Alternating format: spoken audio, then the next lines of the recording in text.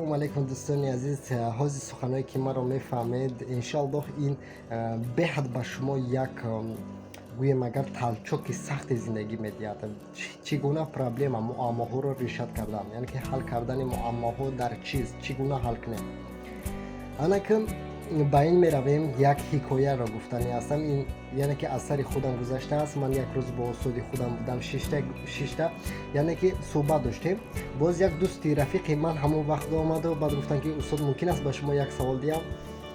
من در حیرت بودم که دوستی من چگونه خیلی سوال داشت است که با استادی من دادنی هستم.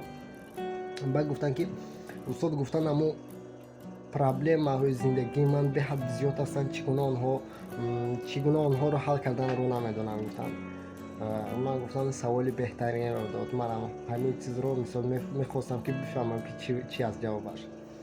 با استادم خندید با ما نگاه کردن، پیشتر شنید، با دقت ما رو گوش کنید. گفتن وقتی که شما تولد شدین همه پرابلم ها معماها بودند. من خودم سراز به حیرت موندم. گفتم نه نبود، ما خردسال بودیم، فکر نمیکردیم، نمیدونستیم که معما چیست. بعد گفتن که اگر که شما گذرید از این دنیا روید، یعنی که بمیرید، این معماها رو با خود میبرند. اون وقت بلند خندیدم گفتم که استاد من فهمیدم. یعنی که گفتن که فهمیده باشید خیلی خوب. شما نیست اگر فهمیده باشید خیلی خوب. یعنی که معنای گپی استاد من این بود که معماهایی که هستن که شما حل کردن میتوانید، یعنی که حل کردن میتوانید معما رو میتوانید درباره آن فکر کنید. معماهایی که هستن که ما حل کردن نمیتونیم آنها رو، ما باید آنها رو سر بدهیم.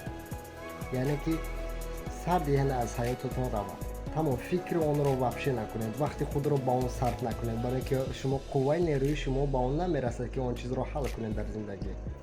اگر فهمو باشد با من باشید. من هستم با شما عزیز متیتیجی. همه شما را دوست میدارم. تا برنامه آینده.